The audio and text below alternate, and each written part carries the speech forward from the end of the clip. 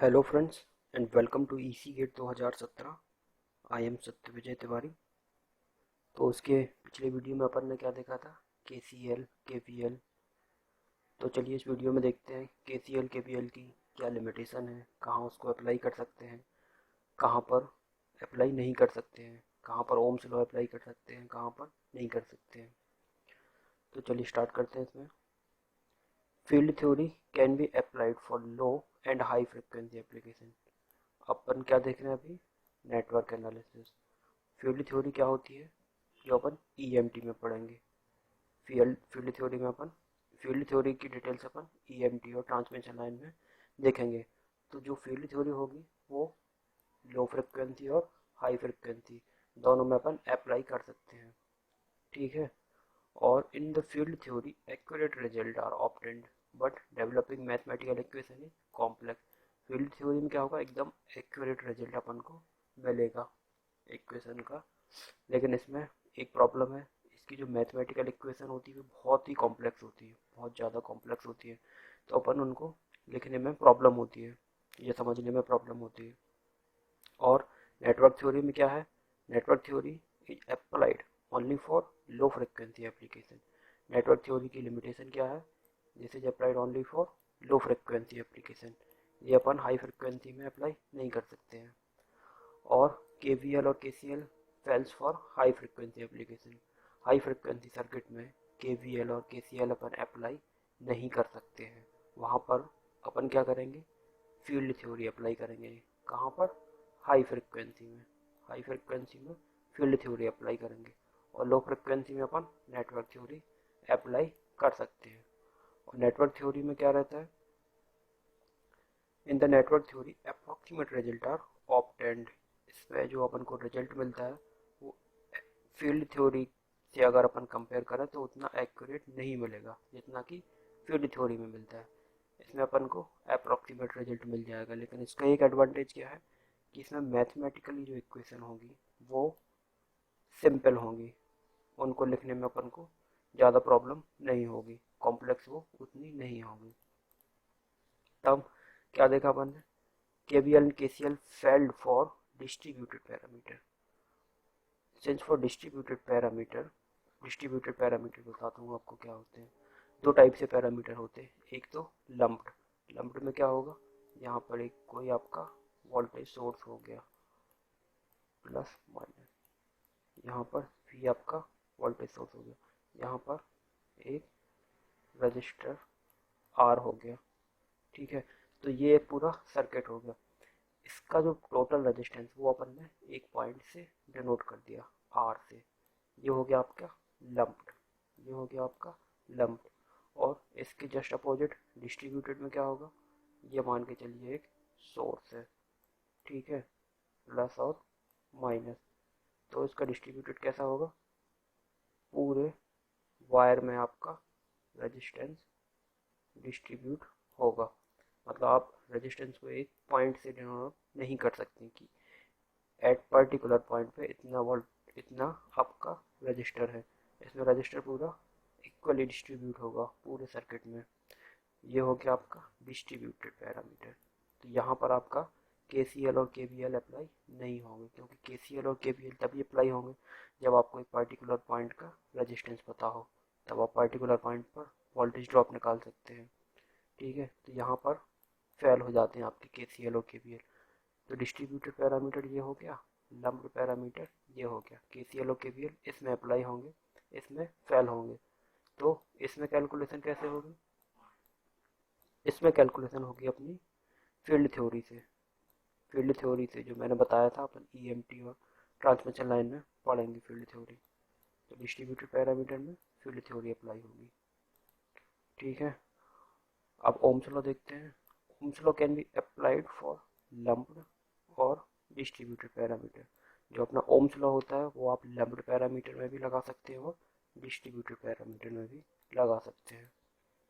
और क्या? KVL and KCL applied only for lumped parameter.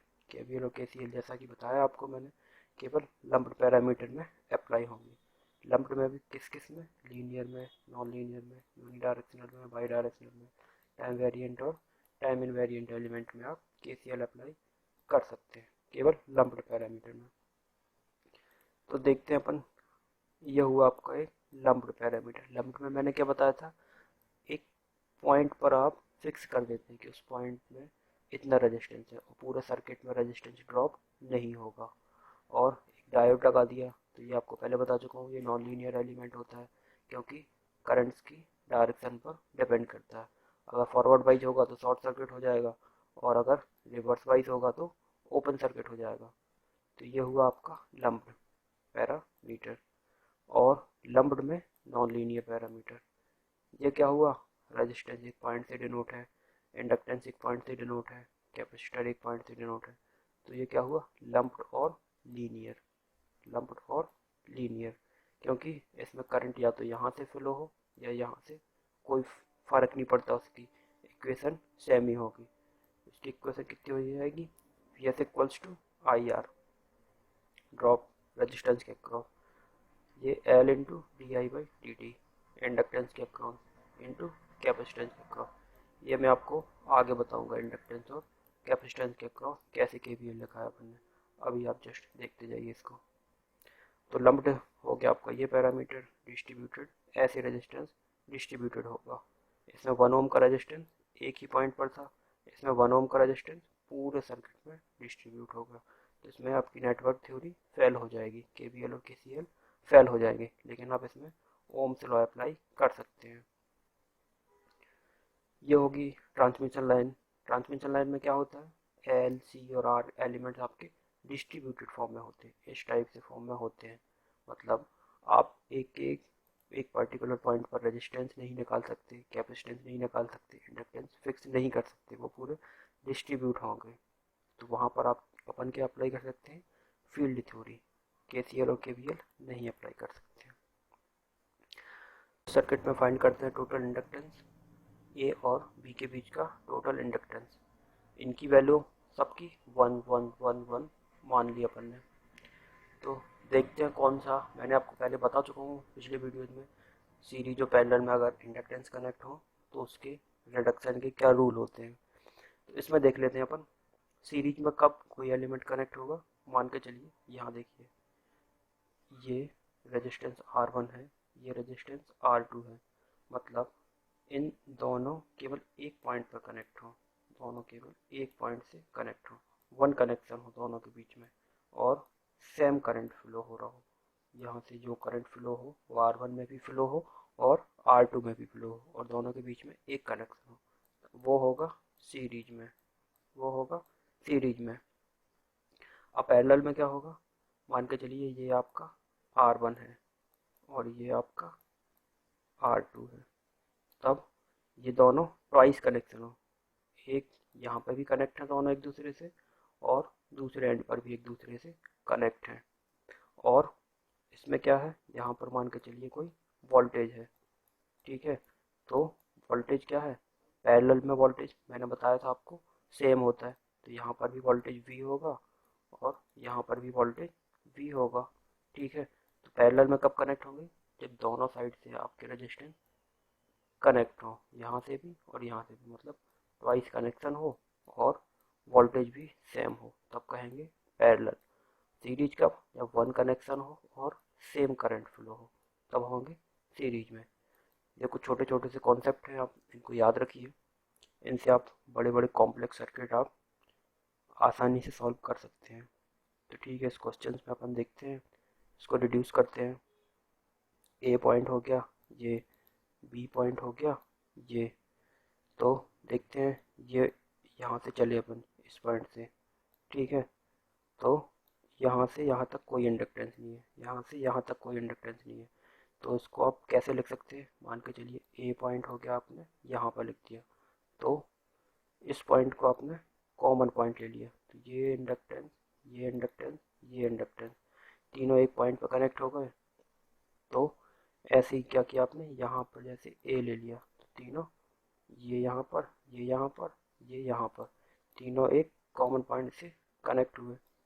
ऐसे ही आप बी में क्या कर सकते हैं, बी इस साइड हो गया, और तीनों, ये और ये तीनों एक पॉइंट पर कनेक्ट है, तो बी के तीनों इंडक्टेंस एक पॉइंट पर कनेक्ट हो गए, ए के तीनों एक पॉइंट पर कनेक्ट होगा, और बच्चा ये वाला, तो ये सेम टू सेम लिख लिया अपन ने। तो इसको अपन ने ऐसे सर्किट में रिड्यूस कर लिया। अब मैंने बताया था आपको कि इंडक्टेंस जब पैरेलल में कनेक्ट हो तब क्या रूल होता है उसका। जब इंडक्टेंस आपके पैरेलल में कनेक्ट हो तब आप कैसे लिख सकते हैं, 1/L equivalent equals to 1/L1 plus 1/L2 plus 1/L3। सबकी वैल्यू 1 है, तब इसकी वैल्यू L इक्विवेलेंट कितना हो जाएगा,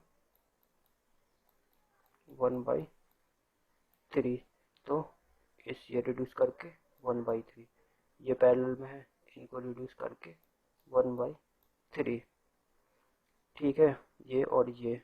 अब क्या किया अपन ने, ए और बी के बीच निकालना है, ए और बी के बीच का अपन को निकालना है।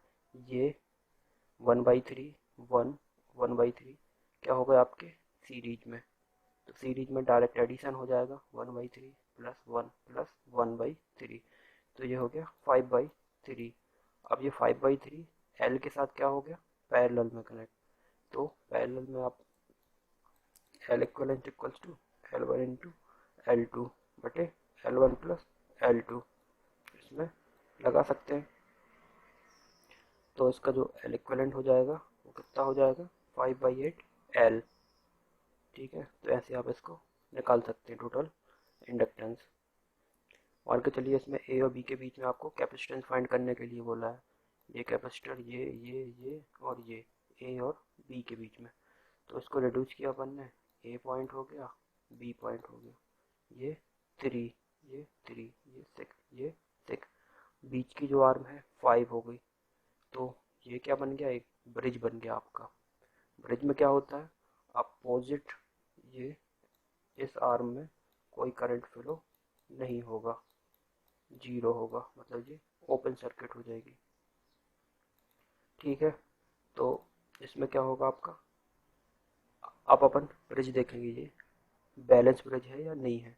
तो जब बैलेंस्ड ब्रिज की कंडीशन क्या होती है, अपोजिट आर्म का प्रोडक्ट, मतलब Z1 into Z4 equals to Z3 into Z2 होना चाहिए। तो 6 इंटू 3 18, 6 इंटू 3 18, मतलब ये क्या हो गया आपका बैलेंस्ड ब्रिज हो गया। जब बैलेंस्ड ब्रिज हो गया तो बीच का आर्म 0 हो जाएगा, इसको ओपन सर्किट। तो ये और ये सीरीज में आ गया, और ये सीरीज में आ गया। तो सीरीज में जब कैपेसिटर होते हैं तब उसका क्या होता है, 1/C equivalent equals to 1/C1 plus 1/C2। तो ऐसे आप इसको फाइंड कर सकते हैं। 3 और 3 का 1.5, 6 और 6 का 3। अब ये पैरेलल में होगा, पैरेलल में क्या डायरेक्ट एडिशन हो जाता है, तो 3 प्लस 1.5 4.5। तो ऐसे आप इसका इक्वलेंट कैपेसिटेंस निकाल सकते हैं। तो ठीक है फ्रेंड्स, अगर आपको ये वीडियो अच्छा लगा हो तो इसको लाइक कीजिए, सब्सक्राइब कीजिए, कोई क्वेरी हो तो कमेंट कीजिए। Thank you friends.